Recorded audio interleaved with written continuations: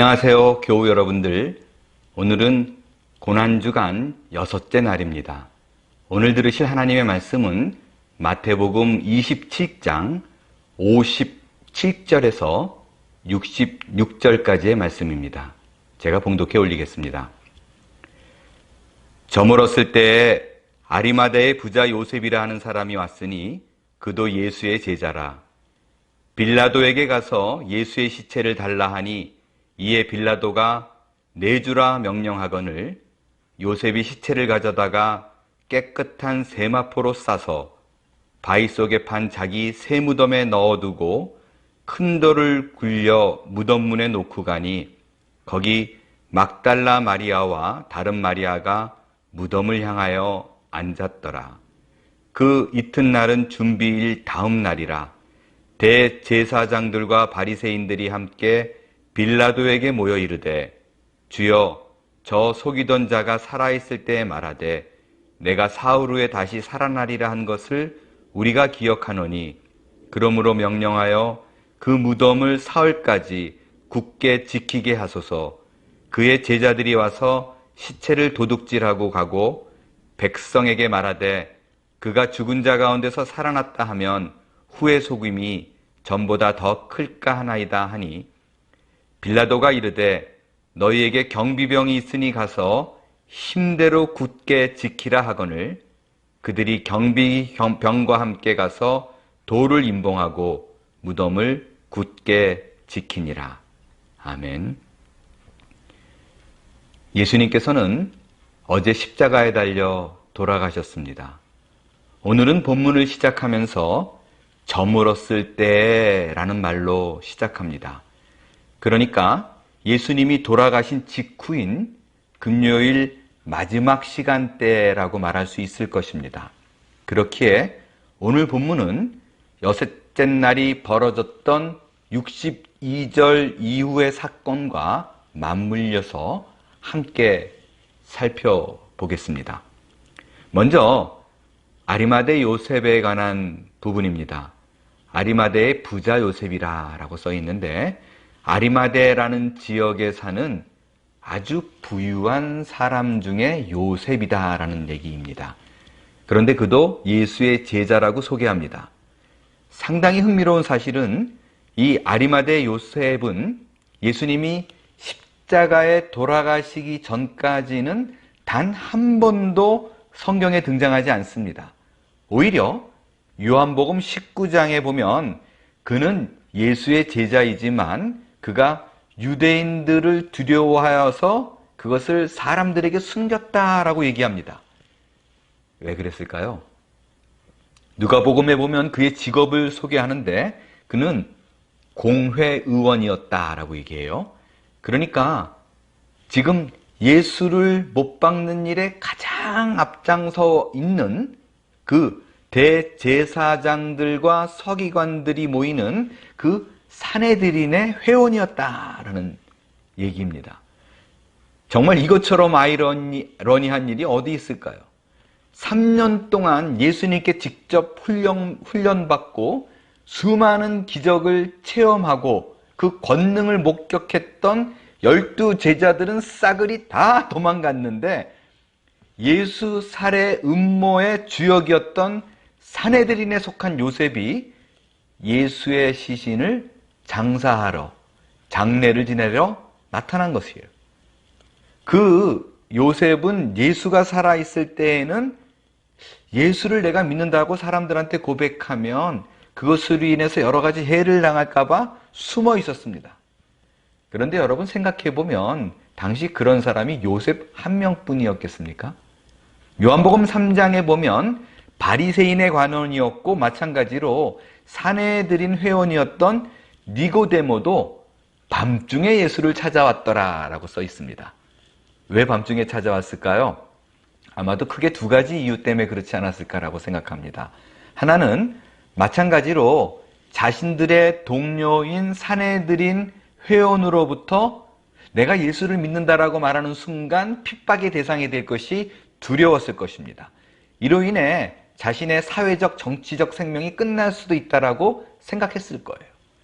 다른 하나는 바리새인이라 함은 율법에 아주 능통한 자입니다. 그런데 예수님은 목수 아들이거든요. 근데 그에게 가서 랍비여라고 얘기합니다. 선생님이여라고 얘기해요. 이거를 자신의 사회적 직위가 있던 니고데모는 많은 사람들 앞에서 그런 모습을 보여주고 싶지가 않았던 것이지요. 자존심 때문입니다. 그랬던 요셉과 니고데모가 막상 예수님이 돌아가셨는데 이제 그를 모른 척해도 아무런 찔림이 없습니다. 그걸 아는 사람도 없을 거예요. 다른 제자들은 다 도망갔기 때문에 굳이 나설 필요도 없습니다. 그런데 자신들의 사회적 신분과 불이익과 또 온갖 수모를 당할 수 있음에도 불구하고 그 모든 위험을 무릅쓰고 예수님의 장례를 자원하고 나온 거예요. 아리마대 요셉은 예수의 시체를 본래 자기 무덤으로 쓰려고 사둔 겁니다. 부자니까 굉장히 고급졌을 것입니다. 거기에 모신 거예요. 니고데모는 예수님께 몰약과 침향 섞은 것을 시신을 바르기 위해 가져옵니다. 요한복음 19장에 나타나 있는 사실이에요. 19장에 보면 그 몰약과 침향 섞은 그 향수죠. 그걸 갖고 왔는데 그 무게가 100리트라였다라고 얘기합니다. 100리트라는 35kg입니다. 1리트라가 노동자 300일 품삯 정도 합니다. 그러니까 그냥 대강 뭉뚱그려 계산해서 100년치 품삯에 해당하는 엄청난 거를 예수님의 시신에 바르기 위해서 갖고 온 거예요. 시신 여물 위에 그 정도의 향품을 바른 거는요, 왕족인 경우에만 해당하는 것입니다. 무슨 의미인가요? 니고데모의 마음속에는 사람들이 알까봐 밤중에 찾아왔었지만 이미 그때 예수님을 왕으로 인정한 그의 삶이 시작되었던 것을 의미합니다. 이 두 사람 모두 다 이미 예수님을 믿는 신자요 참 제자였다는 사실을 드러내 보여주고 있는 거예요. 이 아리마대 사람 요셉이 빌라도에게 가서 예수님의 시신을 달라고 합니다. 그건요, 이미 본인이 나도 죽을 수 있다는 걸 각오했다는 거예요. 그런데 그는 그저 단순하게 내 사랑하는 주가 죽었기 때문에 그를 모시자라는 생각으로 자신의 무덤에 장사 지낸 것이지만 이것으로 인해서 예수님에 대해서 몇 가지 큰 공적을 세우게 됩니다. 전혀 예상하지 않았던 공적이 되는 거예요. 그건 뭐냐면 예수님의 시신을 빌라도에게 가가지고 시신을 찾아오잖아요. 그러니까 빌라도가 시신을 내줬다고요. 이거는 실제적으로 어떤 의미냐면요, 빌라도 생각에는 예수님이 죄가 없다라는 것을 인정한 셈이 됩니다. 왜냐하면 예수님이 체포됐을 때 그의 죄목이 내란, 반역죄였었어요. 로마법에 의하면 내란죄와 반역죄를 저지른 사람의 시체는 결코 내주지 않습니다. 그런데 예수님의 시체를 아리마대 사람 요셉이 요청하니까 그냥 쑥 내줘요. 이 말은 뭐예요? 빌라도 마음속에는 실제적으로는 예수님이 죄가 없다는 것을 인정했다는 것이 됩니다. 또 다른 하나는요, 요셉은 부자였어요. 그런데 그가 예수님이 맞다고 생각해서 그가 그리스도가 맞다라고 생각한 그 확신으로 인해서요, 재산 몰수를 당할 위험을 무릅쓰고 자신의 무덤을 내줍니다. 단순한 믿음이었어요. 그런데 그냥 자신의 믿음대로 행동했을 뿐인데 이 행동이 구약의 예언을 이루게 됩니다. 이사야서 53장 9절에 보면 그가 메시아의 죽음을 예언하며 이렇게 썼어요. 그는 강포를 행하여 하지 아니하였고 그의 입에 거짓이 없었으나 그의 무덤이 악인들과 함께 있었으며 그가 죽은 후에 부자와 함께 있었도다 라는 예언이 있습니다. 요셉은 단순하게 예수님의 죽음을 준비한 것이에요. 그런데 그 죽음으로 끝나지 않고 그것이 예수님이 메시아임을 인정하는 또한 부활을 준비하는 것이 되었다는 것이에요. 저는요, 이 모습을 보면서 이런 생각이 들었어요. 인간적으로 보면 예수님의 장래가 이렇게 칠해지게 될 거는요, 아무도 예측하지 못했어요. 또 그렇게 예측할 수도 없었습니다.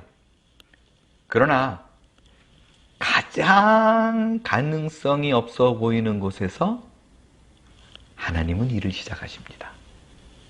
그래서 우리 신자들은요, 내가 어떤 계획한 일을 행할 때 이 일을 할까 맞을까, 때가 맞는가 아닌가, 사람이 있는가 없는가, 이 일을 이룰 만한 재정이 충분한가, 나의 계획은 완벽한가를 살피기 이전에 이 일이 정말 하나님이 기뻐하실 만한 일인가를 꼭 염두에 둘 수 있게 되길 바랍니다.